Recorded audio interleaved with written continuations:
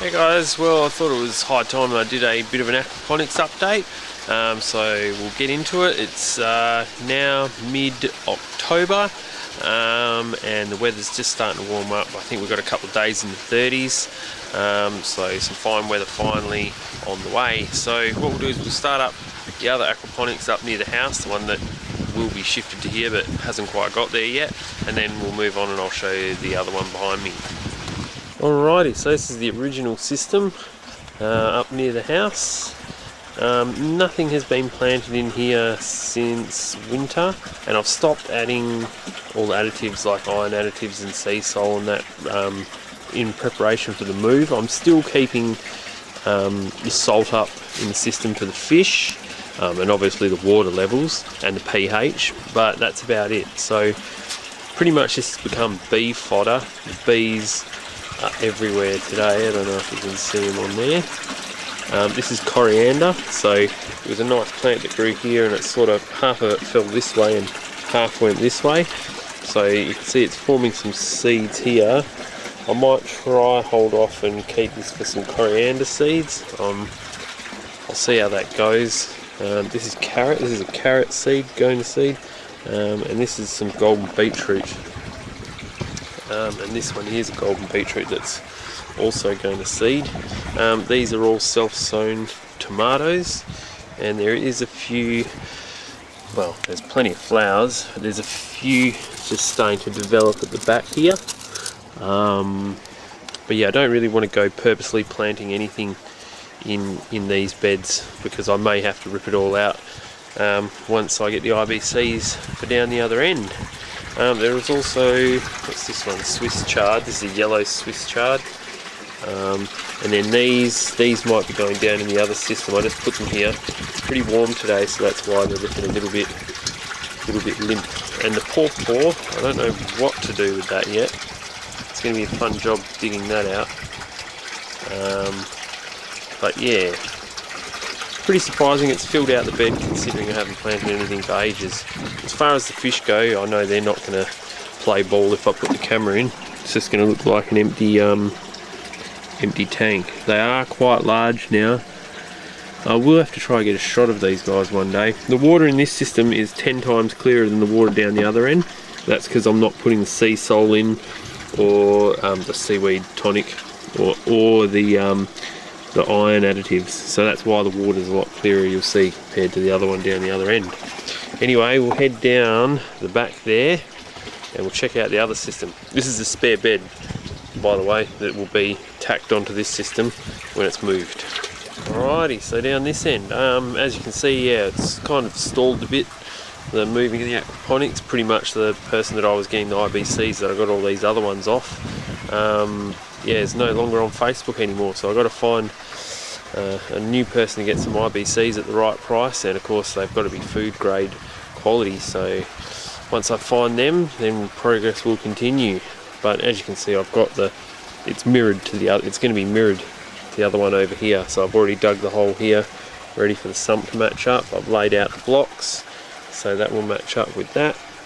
And I've done, whoops, I'll show you around the other side here. I've just done a bit of pre-work with the piping.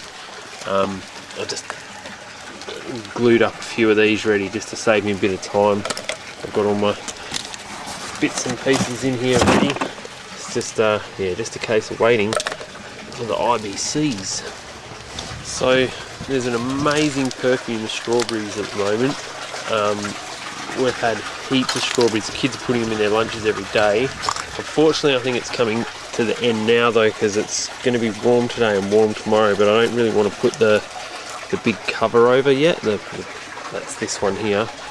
Yeah, I just think it's a little bit too early, but unfortunately I may lose some strawberries. Look at these ones here. But yeah, you can smell it. Some of them are pretty much cooked. So these ones I'm going to have to eat a lot today. But there's some like these. It's far too soft, so this will come off. And this goes to the chickens. The chickens love it. But yeah, really happy with how the strawberries went this year. Here you go, Chucky. You want it? Oh, not hungry. Normally they love strawberries. Oh, there we go. Also, the other thing I picked up is this locker I picked up free off Gumtree. It's pretty handy. It's just got all my bits and pieces in there, so all my fertilizers and eco-pest stuff and fish food, and what else we got there? That's a seaweed tonic, all my test kits, and then finally I've got salt for the fish down the bottom here. So yeah, definitely a little handy find, that cupboard there. As far as the fish go, they're not going to play ball in here either, but as you can see, what I was saying, that I've just turned the bubbler off, by the way, so don't be alarmed that there's no oxygen in there. There's plenty of oxygen. I just switched it off in the hope that the fish would come out. But yeah, you can see the water's got a more tannin sort of colour to it. Well, it's not actually tannin, what am I saying? That's the sea salt and also the iron additive, and also the eco seaweed that I put in there gives it that colour. But the fish are fine, they're all healthy. They're probably about finger size now, so it's just a shame that I can never seem to get a shot of it. Anyway, we'll turn the bubbles back on. Simple flip of that. There we go, on come the bubbles. But yeah, I really need the fish to start picking up in size now, because some of the plants really need the extra nutrients, I think, from the fish. But what I will show you, this bed looks pretty empty, but it's not. It's got ginger in it, and I'm really excited because if I dig around here, you see that? It's going to grow. It's just started growing. Really excited, because I've never had much luck with ginger, so hopefully in a year's time this will be filled with ginger. Anyway, next door I've got capsicums. They're struggling a bit, little bit yellow looking, so I've got to keep an eye on that. The chili over the back though, they're doing okay. There's a few chilies there that are dried that need to come off. We've got some more on the way here. Next bed over, the herb bed, not too bad. I planted a new basil, and then this one's the old one at the back there. This parsley's starting to bolt, unfortunately, so I'm going to try another one. Normally the other system, when I had parsley, I had really good luck, but yeah, this one seems to have bolted. This bed, the last bed's full of beetroot, and there's some whoppers, so what I'll do is, I think I'll find some and we'll pull them out, and I'll show you how big they are.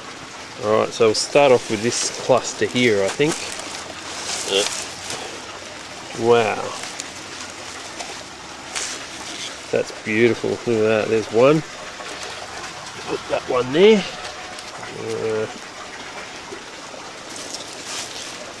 These smaller ones are nice roasted. The bigger ones we might blend up and make like a beetroot dip.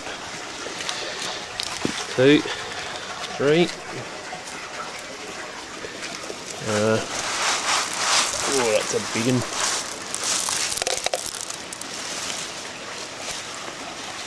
Another good size one there.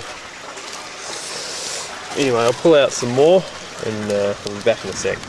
So that's the entire beetroot harvest. So we have 3 different varieties here, and I'll show you one of each because I've cut them open. So this is the golden beetroot, and this one here didn't survive. You can see it's had a bit of damage there, but I cut it open so you can see, and look at that lovely golden colour.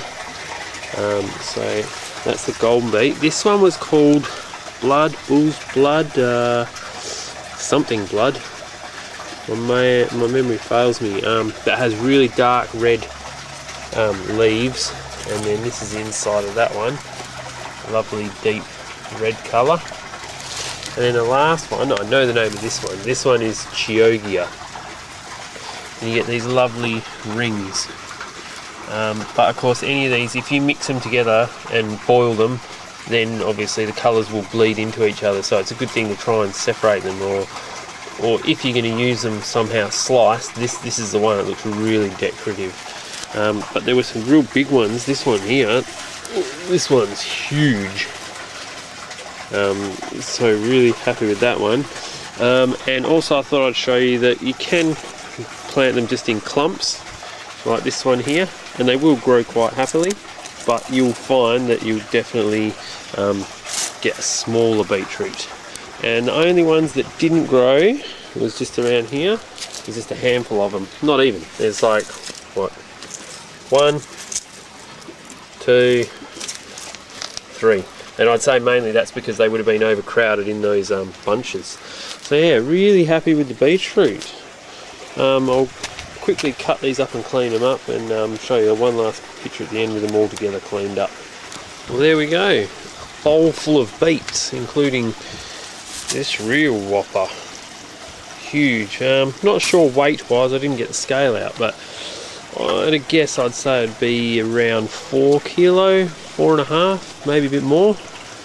So yeah, really happy. And this bed's all cleaned out ready, and I'll put the lettuce in here. Well, I'm off to eat some more of these strawberries before they all get cooked in the sun. So until next clip, see you later.